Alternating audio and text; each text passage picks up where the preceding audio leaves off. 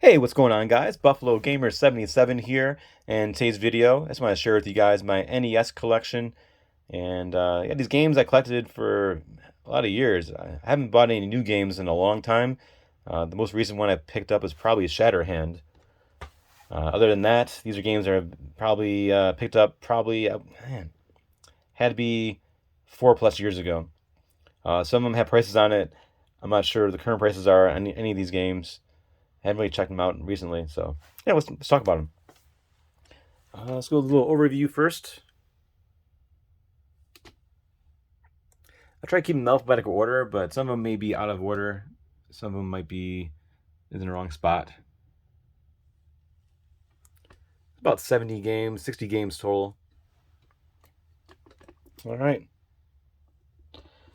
So growing up, what games did I play growing up? I played Castlevania, Metroid, Contra, those type of games. But I also really loved the shooter games, and I've always loved those games since as a kid, and I still play them now.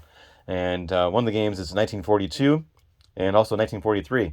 One of these two games I did play in the arcade as a kid growing up. I'm not too sure which one it is, but 1942 is the classic one, I think. 1943 is a little more polished, better graphics, better sound. But I think 1942 is the better version for me. More nostalgia for it. Eight Eyes. This game was not that good. It was supposed to be like a Castlevania type game, but I did not have fun playing that. It was hard to control. I did see some videos where people were able to play it, but I was not able to play it. 10-yard fights, simple football game. We also had an arcade version of it at the bowling alley that I would go to on Sundays with my dad and my brother, and we played 1942 and 10-yard fight all the time. Archon, not familiar with that game. Blades of Steel, always played that game. Really fun. I look forward to the intermissions where you could play the mini games. Konami makes that game, so they made some mini games for the intermission. Definitely a good idea in my eyes. Let's see, Bad Street Brawler, not familiar. Baseball Stars is made by SNK, and to me it was ahead of its time. I think this game you can make your own season, make your own team, upgrade your players, and make them faster, stronger. Yeah, a lot of fun, a lot of fun. It's also available on the Neo Geo and Neo Geo Pocket Color. Bart vs. Space Mutants, classic game. Bionic Commando, Blaster Master, all classics.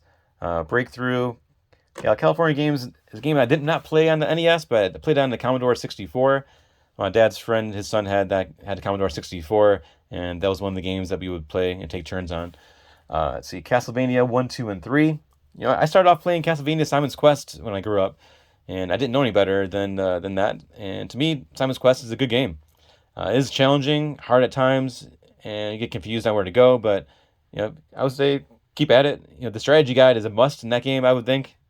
If you don't know anything about it, it'd be hard to play without knowing what to do. I think, at least. Dracula's Curse is probably the best game in the series on the NES. Has better graphics, and you could choose your character, and also you can fly around as a bat. Down here we have Clash of Demon Head. Next to it we have Codename Viper. This game I actually thought I was picking up Vice Project Doom. I got them confused and they got the wrong one.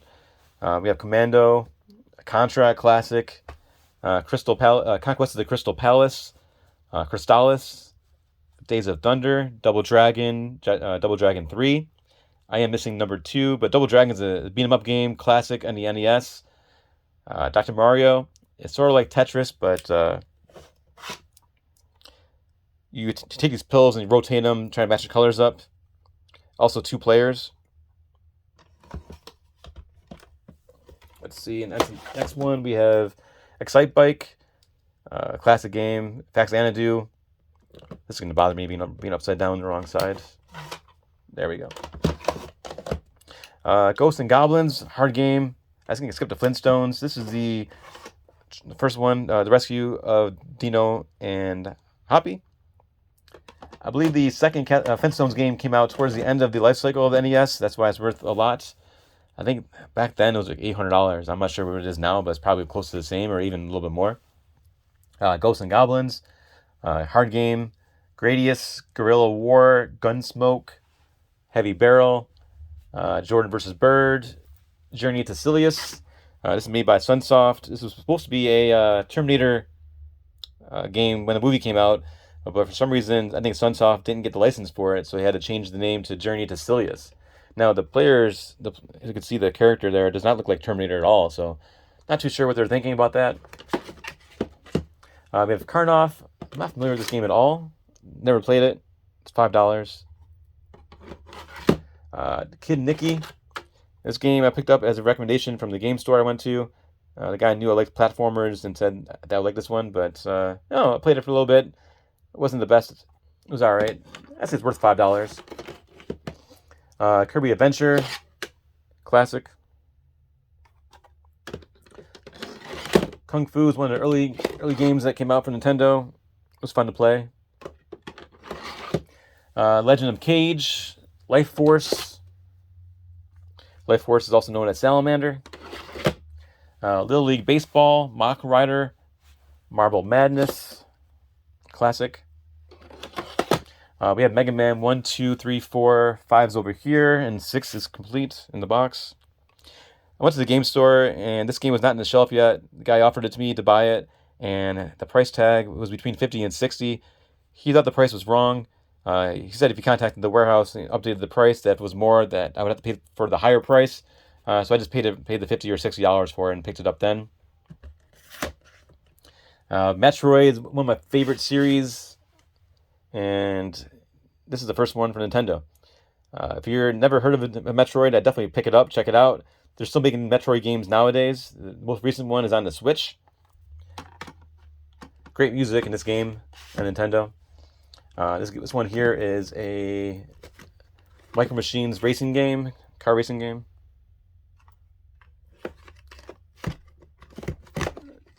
Mike Tyson Punch-Out, classic. Mission Impossible. I did rent that game as a kid and never finished it.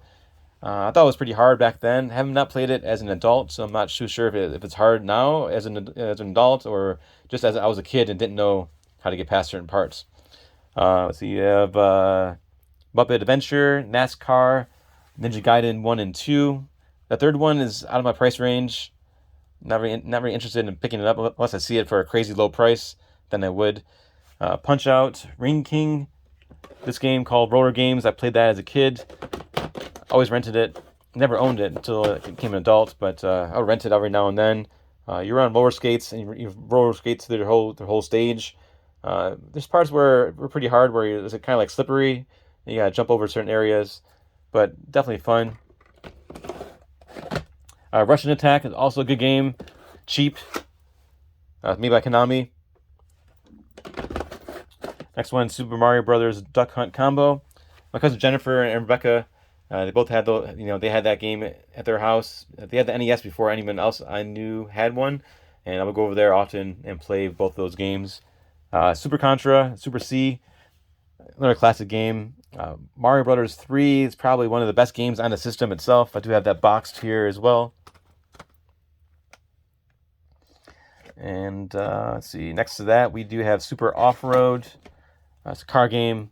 That game's pretty cool. You could rank up your car, add nitros to it, shocks and things like that.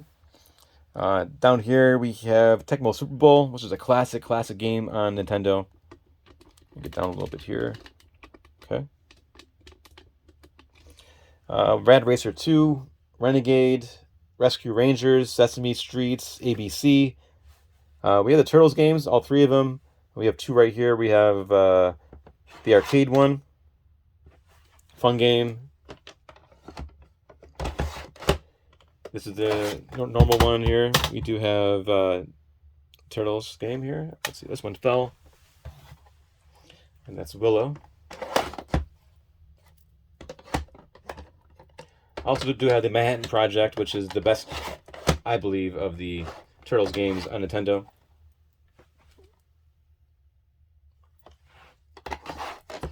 Let's see. Next to that, we have Shatterhand. This game I picked up probably in 2019, I'd say. And I paid $35 for it. Label's not the best, but I picked it up anyways. Let's see. Mission Impossible, Star Voyager. We have Tetris 2. Tiny Toon Adventures, Who Framed Roger Rabbit, Willow. Put it upside down. WrestleMania Challenge. We have Wampum. This is a Mega Man clone. Fun game. It just copies Mega Man, made by Jalico. And then we have Zelda and Adventure of Link. And my friend gave me this game here, Sports Quattro. Never played it, but for free, I'm not going to turn it down. And I think the last item I have for Nintendo, well, it's not really a Nintendo item, but it's a watch I picked up as a kid. This is the original watch I had as a kid, with the batteries dead in it, obviously. But yeah, it's Super Mario Bros. 3 style. It was cool. All right. Well, thanks for watching this video. I appreciate you guys watching it, staying to the end. Comment below, tell me what your favorite game in my collection is. Also, what game that you finished that was the most challenging in my collection. To me, growing up, Mega Man was super hard as a kid to play. Super, super hard. You know, those disappearing platforms, that was one of the hardest parts for me. Let's see, yeah. I'll be doing more videos on my collection periodically throughout the year. This one is just my NES collection. I do have some SNES games here, and then below that I have N64, Super Famicom. Not many of Super Famicom games, but some of them. GameCube, and let's see, we got the Wii, DS, and 3DS. So I'll do a video, probably a couple of those together, combining a few of them. Some of the smaller collections, like the Famicom, Super Famicom, I'll combine those with some other ones. Well, thanks for watching, guys. I appreciate you guys watching. Comment below, like, and subscribe. You guys have a good day.